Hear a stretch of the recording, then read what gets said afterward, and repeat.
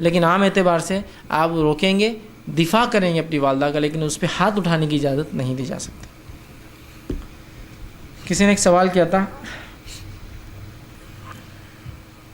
ہم نماز میں بار بار انگلی اٹھاتے ہیں تو کچھ لوگ ہمارا مذاق اڑاتے ہیں، تو ایسے لوگوں کو کیا بولنا چاہیے؟ دیکھیے، اب کچھ جو بار ہوتا ہے کہ لوگوں کو کتاب و سنت کا علم نہیں ہوتا،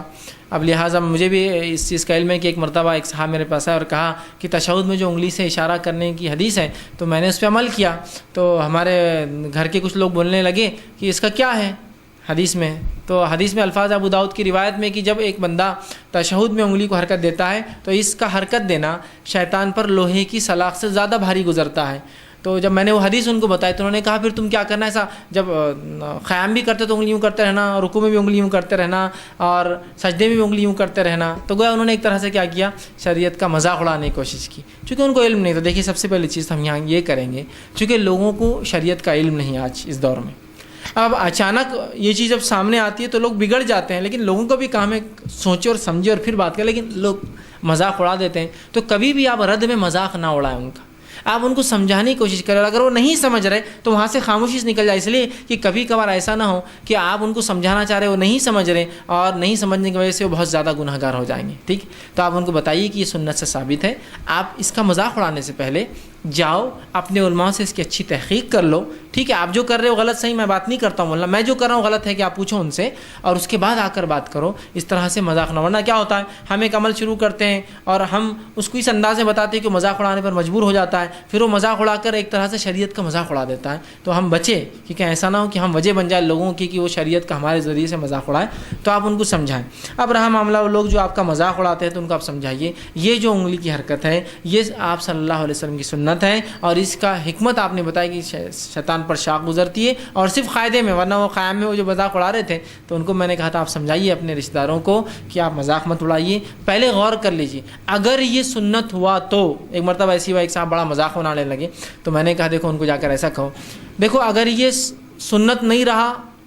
تو ایک الگ بات ہے، تمہارا مذاق کا کوئی مسئلہ نہیں، لیکن اگر یہ سنت ہو گیا تو تم کس کا مذاق اڑا رہے، سوچ لو بولنا۔ تو آدمی پھر بہت احتیاط کرتا، دیکھو بولنا تم پہلے سوچ لو، پڑھ لو، تحقیق کر لو بولنا، پھر مذاق اڑاؤ، کیوں تو سنت نہیں رہا تو کوئی مطلب، لیکن رہا تو تم کیا کر رہے ہو تم اندازہ نہیں لگا سکتے بولنا، پھر وہ آدمی ڈر جاتا، نہیں بھائی بات صحیح۔ ہم لوگ کیا کرتے ہیں اپنی ضد میں، ہماری جماعت کی کرتی تو ہم کریں گے، ضد میں سمجھاتے، اس سے سامنے والا اور مذاق میں بڑھتا جاتا اور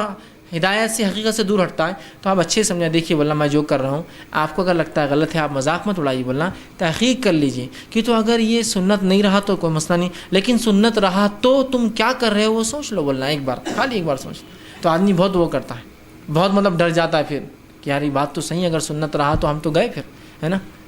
بہت آدمی پھر گھبرا جاتا ہے اس چیز سے۔ تو ان کو بتائیے اگر سنت رہا تو ایسا کئی لوگوں کو بتایا گیا تو بہت گھبرا گئے، تو آپ ان کو بولیے دیکھیے آپ مذاق اڑا رہے ہیں بولنا، اگر یہ سنت نہیں رہا تو ٹھیک ہے بولنا، لیکن اگر سنت رہا تو اللہ کے سامنے آپ کیسا کام کریں آپ اندازہ لگائیے، ان کو سمجھانے کی کوشش کیجیے، ٹھیک ہے؟ اور ان کو منائیے، لیکن اپنا عمل مت چھوڑیے۔ میں سے یہ نہیں کہوں گا لوگ مذاق اڑاتا عمل چھوڑ دیں، لیکن ہرگز اپنے آپ کو وہ سچویشن میں مت ڈال دیجیے کہ ابو جہل وہ ہے جو آپ پہ ظلم کرو اور آپ جو ہے صحابہ کے دور میں آپ صحابی ہیں۔ کچھ لوگ یہ سمجھ کے ہاں بہت ظلم ہو رہا میرے پہ، اور لوگوں کو بتاتے کہ یہ ہمارے مسلمان بھائی ہے اور ان کی غلط فہمی ہے کہ سنت نہیں ہے، تو لہٰذا آپ وہ استہزاء، وہ مذاق نہیں اڑا رہے ہیں جو کافر جو مومنوں کا یا کافر صحابہ کا مذاق اڑاتے تھے، یہ تو لا علمی سے ہو رہا ہے۔ تو لہٰذا آپ اس فیز میں جا کر کہ میں صحابہ کا رول ادا کر رہا ہوں یا ابو جہل کا رول ادا کر رہے ہیں اور ان کو پڑھنے دیتے جاؤ تم تو ایسا ہوں گے ویسا نہیں، وہ ہمارے بھائی لا علمی میں کر رہے ہیں، تو لہٰذا ان کو آپ تاکید کیجیے دیکھو آپ مذاق اڑا رہے ہیں ٹھیک ہے، لیکن اگر سنت نہیں رہا تو، لیکن اگر سنت ہوا تو سوچ لو بولنا تم کیا کر رہے ہو۔ تو آدمی بہت گھبرایا تھا پھر کی بات تو صحیح ہے یار، اگر سنت ہو گیا تو، اس لیے کہ ہم کو بہت چیزوں کا علم نہیں ہوتا ہے،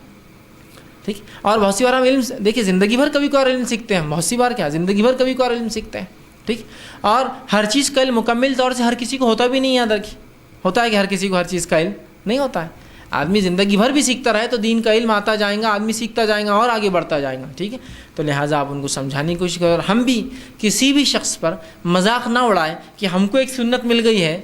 تو ہم بھی وہی کرتے ہیں، مذاق اڑانا، رہے تم یہ ہاتھ یہ ایسا کر رہے وہ ایسا مان رہے یہاں ایسا کھڑے رہ رہے، مذاق اڑاتے ہیں، تو کبھی کبھار ہمارے اس عمل کی وجہ سے وہ بھی کرتے ہیں۔ تو لہٰذا ہم کو بھی اگر مکمل علم اگر شریعت کا نہیں ہے کہ وہ عمل اس کا غلط ہے تو کبھی ہم بھی کوشش نہ کریں اس کی مذاق اڑانے کی، سمجھ رہے ہیں آپ بات کو؟ سمجھ رہے ہیں؟ اس چیز کو ہم سمجھیں تو لہٰذا آپ ان کو سمجھائیں، لیکن اپنے عمل پہ آپ جاری رکھیں اور ان لوگوں کو آپ بار بار 10 بار ہی مذاق اڑائیں، 10 بار سمجھائیے اور اس طرح ڈرائیے کہ بھائی سنت نہیں رہا تو یہ تو مذاق ٹھیک ہو جائیں گا، لیکن اگر سنت ہوا تو تم خیر مناؤ بولنا۔ تو آدمی، کوئی بھی آدمی پھر بہت ڈرتا ہے اس معاملے میں، اس لیے کہ کوئی بھی آدمی اپنے ثواب جو بھی وہ کماتا ہے ضائع نہیں کرنا چاہتا ہے۔ جی